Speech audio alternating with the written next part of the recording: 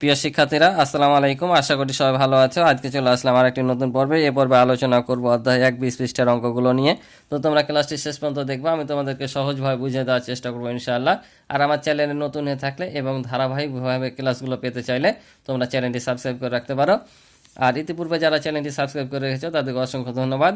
আমার সম্পূর্ণ অধ্যায়ের ভিডিও দেখতে চাইলে এই ভিডিওর ডিসক্রিপশানে তোমরা লিঙ্ক পেয়ে যাবে, সেখান থেকে তোমরা দেখে নিতে পারো, অথবা আমার চ্যানেলে গিয়েও প্লে লিস্টের মাধ্যমে দেখে নিতে পারো। তো চলো আমরা অঙ্কগুলো শুরু করি। তো এখানে বলছে দেখি পারি কিনা, অর্থাৎ তোমরা পূর্বের পৃষ্ঠায় যতগুলো অঙ্ক করেছো সেই অঙ্কগুলোর ক্রমান্বয়ে এখানে অঙ্কগুলো কিছু দেওয়া আছে যে তোমরা আসলে অঙ্কগুলো মনে রেখেছো কিনা। তো বলছে নিচের সংখ্যা কাট দিয়ে বৃহত্তম ক্ষুদ্রতম সংখ্যা তৈরি করে কমা বসাই।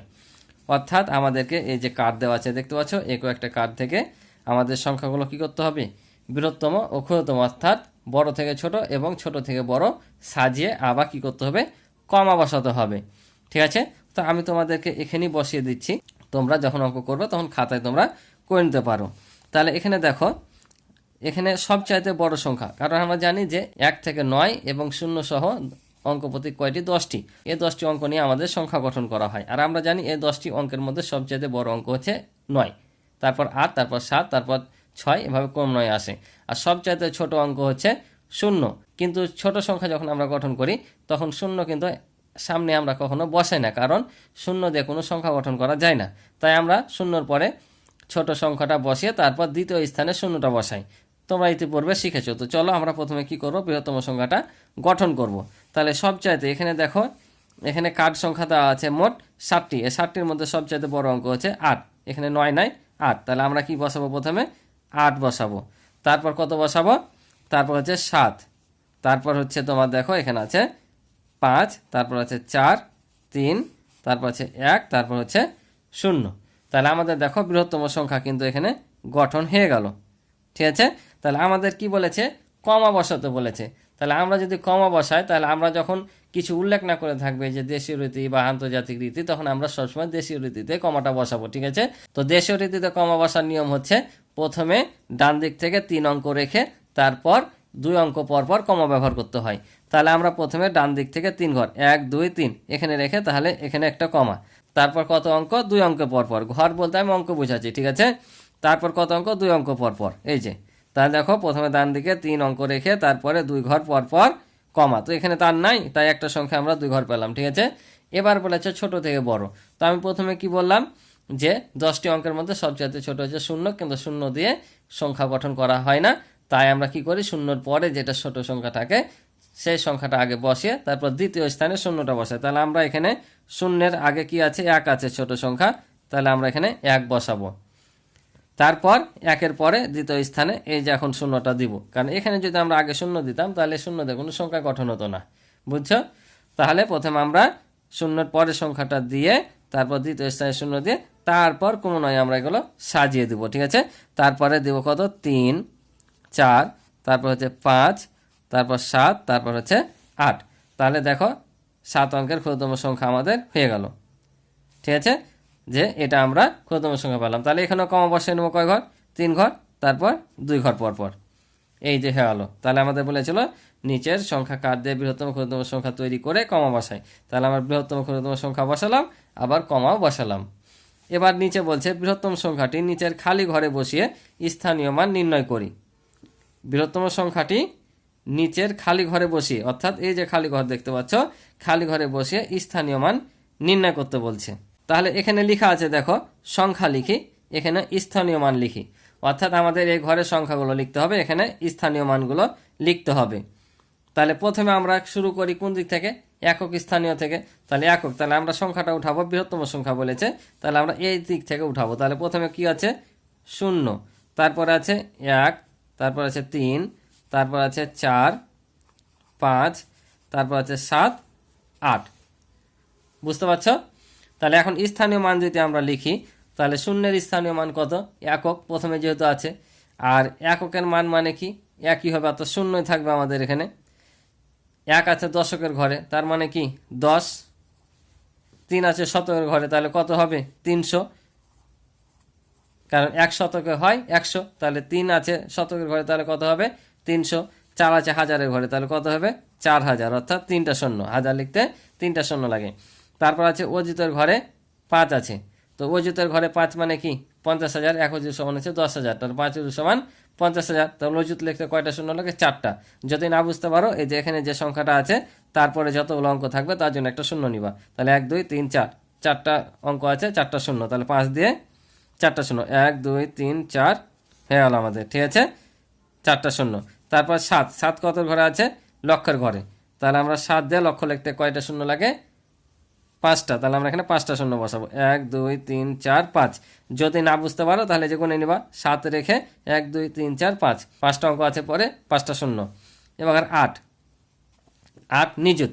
নিযুত মানে কি? 1 নিযুত সমান হচ্ছে 10 লক্ষ, তাহলে 8 নিযুত সমান 8 লক্ষ। তাহলে নিযুতের ঘরে লক্ষ লিখতে কয়টা শূন্য লাগে? 6টা। না পারলে গুনে নাও, 1 2 3 4 5 6, 6টা, 1 2 3 4 5 6। বুঝতে পারছো? আশা করি তোমরা অঙ্কগুলো বুঝেছো। এবার বলছে দেখো 2 নম্বরে বলছে এত সংখ্যাটিকে কথায় লিখি। এই সংখ্যাটা আমাদের কি করতে হবে? এখন কথায় লিখতে হবে। তাহলে কথায় লেখার আগে আমরা কি করব? এখানে কমা ব্যবহার করে নিব। বুঝতে পারছো? কমা ব্যবহার করলে আমাদের সুবিধা হবে। তো দেখো কয় ঘর পর কমা? প্রথমে 3 ঘর, তারপর হচ্ছে 2 ঘর পর পর। এখন যদি আমরা গণি তাহলে একক, দশক, শতক, হাজার, অযুত, লক্ষ, নিযুত। তাহলে আমরা বলেছি লক্ষ আর নিযুত মিলে কি হয়? লক্ষের ঘর হয়। আর অযুত আর হাজার মিলা হয় হাজারের ঘর। আর এটা শত, দশক, একক। তাহলে আমরা যদি এই 2 ঘর মিলে লক্ষ হয় তাহলে কত লক্ষ আছে? 43 লক্ষ। আর এই 2 ঘর মিলে যদি হাজার হয় তাহলে কত আছে? 18,000। তারপর 507। তাহলে এটাই আমরা কথায় লিখে নিব। তাহলে দেখো এটা আমরা কথায় লিখব। তাহলে কত পেলাম? 43,18,507। তাহলে আমরা লিখব 43,18,500। তাহলে 10-এর ঘরে কিছু নাই, একের ঘরে শুধু আছে 7। তাহলে আমাদের হয়ে গেল 43,18,507। এবার দেখো পরেরটা বলছে এত সংখ্যাটি আন্তর্জাতিক গণনা রীতিতে কথায় লিখি। তো আন্তর্জাতিক রীতিতে যখন আমরা কথায় লিখি তখন কত ঘর পর পর কমা হয়? কারণ আমরা কমা বসে যদি করে নিই তাহলে আমাদের বেশি কিন্তু সুবিধা হয়। তাহলে আন্তর্জাতিক রীতিতে 3 ঘর পর পর কমা ব্যবহৃত হয়। দেশীয় রীতিতে প্রথমে 3 ঘর, পরে গুলো 2 ঘর পর পর। কিন্তু আন্তর্জাতিক রীতিতে প্রত্যেকবারই 3 ঘর পর পর কি হয়? কমা ব্যবহৃত হয়। তাহলে আমরা যদি কমা ব্যবহার করি 3 ঘর পর পর তাহলে এখানে একটা হবে আর এখানে একটা আমরা পাচ্ছি। তাহলে দেখো এ 3 ঘর পর একটা কমা, এ 3 ঘর পর একটা কমা। তো আমরা জানি যে আন্তর্জাতিক রীতিতে তোমার একক, দশক, শতক এটা দেশীয় রীতির মতোই, কিন্তু তারপরে এ 3 ঘর মিলে হয় হাজার। দেশীয় রীতিতে তোমার এই 2 ঘর মিলে হয় হাজার, কিন্তু আন্তর্জাতিক রীতিতে 3 ঘর মিলে অর্থাৎ হাজার, অযুত, লক্ষ, এই 3 ঘর মিলে হয় হাজার, আর নিযুত, কোটি, আর তারপরে একটা সংখ্যা, 3টা সংখ্যা মিলা হয় মিলিয়নের ঘর। কি বললাম? এ 3 ঘর মিলে হাজার আর পরের ঘর মিলিয়ন। তাহলে আমাদের তো পরে আর 3টা ঘর নাই, একটা আছে। তার মানে আমাদের হাজার পার হয়ে একটা নিযুতের ঘরে পড়েছে। তার মানে এই নিযুতটা কিসের ঘর? মিলিয়নের ঘর। আর এটা হচ্ছে হাজারের ঘর, এটা শত আর দশক, একক। তাহলে আমাদের এখানে কত আসছে? 8,405,731। এটা আমরা কথায় লিখে নেব। চলো তাহলে আমরা কি করলাম? 3 ঘর পর পর কমা বসে নিলাম। তাহলে এটা হচ্ছে মিলিয়নের ঘর, এটা হচ্ছে হাজারের ঘর, আর এই 3টা হচ্ছে একক, দশ, শতকের ঘর। তাহলে আমরা এখানে কত পেলাম? 8 মিলিয়ন। তাহলে লিখবো আমরা এখানে 8 মিলিয়ন। তারপর হচ্ছে 405, 405 কি হাজার, আর 731, 731। এটা হচ্ছে আমাদের উত্তর। বুঝেছ যে 8,405,731। আশা করি বুঝেছ। তারপরে অঙ্কটা কি বলছে দেখো, বলছে প্রতীক ব্যবহার করে ক্রমানুসারে সাজাই, অর্থাৎ মানের ক্রম অনুযায়ী সাজাতে হবে। কিভাবে? বৃহত্তর থেকে ক্ষুদ্রতর আর একবার ক্ষুদ্রতর থেকে বৃহত্তর, অর্থাৎ একবার বড় থেকে ছোট, একবার ছোট থেকে বড়। এই যে এগুলোকে বলছে প্রতীকের সাহায্যে। ঠিক আছে, এখানে যদি তাহলে আমরা বৃহত্তর থেকে ক্ষুদ্রতর আর ক্ষুদ্রতর থেকে বৃহত্তর সাজাই তাহলে কি হবে? তাহলে আমরা প্রথমে বলেছি যতগুলো সংখ্যা দেওয়া থাকে তার মধ্যে যার অঙ্ক সংখ্যা বেশি সেটা হচ্ছে সবচাইতে বৃহত্তর। এটা হচ্ছে মনে রাখার প্রথম কৌশল, যে অনেকগুলো যদি সংখ্যা দেওয়া থাকে তবে যার অঙ্ক সংখ্যা বেশি সেই সবচাইতে বড়। তারপর যদি অঙ্ক সংখ্যা সমান হয় তাহলে আমাদের কি করতে হয়, সবচাইতে বড় স্থানীয় মানটা তুলনা করতে হয়। যার বড় স্থানীয় মানটা বেশি বড় হবে সেই সবচাইতে বড় হবে। তো আমরা এখানে দেখতে পাচ্ছি যে এগুলো তো 3টা 4টা করে সংখ্যা। এটা দেখো একক দশ শতক হাজার অযুত, একক দশ শতক হাজার অযুত, দুটাই কিন্তু 5টা অঙ্ক আছে। তাহলে আমাদের কার বেশি আছে, এটাও হচ্ছে 5টা, অর্থাৎ অযুত পর্যন্ত, এটা অযুত পর্যন্ত।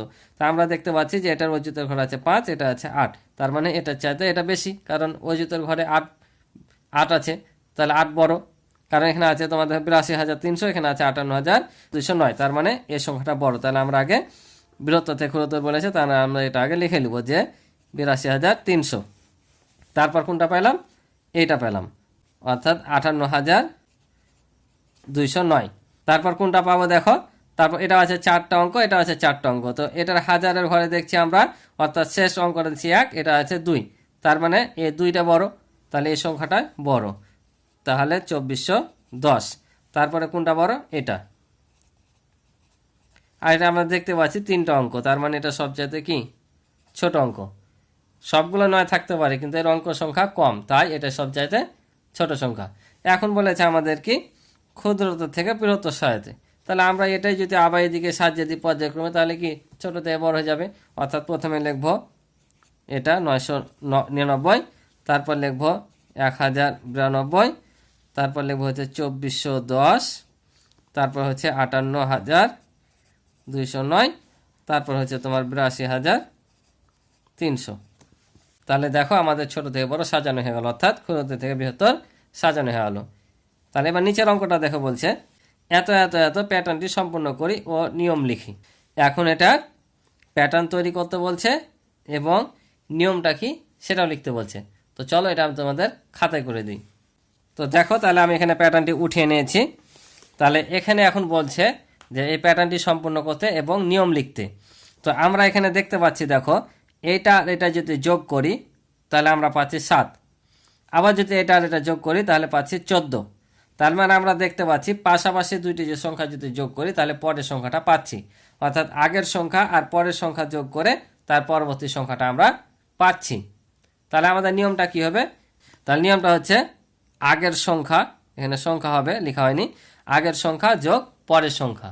ঠিক আছে, তাহলে কি বললাম, আগের সংখ্যা যোগ হচ্ছে পরের সংখ্যা, অর্থাৎ এই আগের সংখ্যা আর পরের সংখ্যা যোগ করলে আমরা কি পাবো, পরের সংখ্যাটা পাবো। বা আমরা এখানে লিখতে পারি যে পাশাপাশি দুটি সংখ্যার যোগফল। এই যে চাইলে এটাও লিখতে পারো যে অথবা পাশাপাশি দুইটি সংখ্যার যোগফল, এটা অথবা এটা, যেটা খুশি লিখতে পারো, তবে এটাই লিখবা সহজ হবে বেশি, যে আগের সংখ্যা যোগ পরের সংখ্যা, অর্থাৎ এই আগের সংখ্যা যোগ পরের সংখ্যা যোগ করলে তারপরেরটা পাচ্ছি। অর্থাৎ 0-এর সাথে 7 যোগ করলে কত, 7, আবার 7 যোগ করলে 14, তার মানে আমরা পরের সংখ্যাগুলো কি পাবো, এটার সাথে এটা যোগ করে পাবো। তাহলে 14-এর সাথে 7 যোগ করলে কত হয়, 21, আবার 21-এর সাথে এটা যোগ হবে, তাহলে 21-এর সাথে 14 যোগ করলে কত হয়, 35, আবার 35-এর সাথে কি হবে, 21 যোগ হবে, তাহলে কত হবে, 5 আর 1 6, আর 3 আর 2 হচ্ছে 5, 56। আশা করি তোমরা অঙ্কগুলো বুঝেছো। তো আজকে এ পর্যন্ত ছিল অঙ্ক। আমার ক্লাস ভালো লাগে থাকলে অবশ্যই চ্যানেলটি সাবস্ক্রাইব করে আমার পাশে থাকবে এবং ভিডিওতে লাইক কমেন্ট করে দিবে, আর কমেন্টের মাধ্যমে তোমাদের জানাতে পারো তোমাদের কোন অঙ্কগুলো সমস্যা আছে। তো আজকে পর্যন্ত ভালো থাকো, সুস্থ থাকো, আল্লাহ হাফেজ।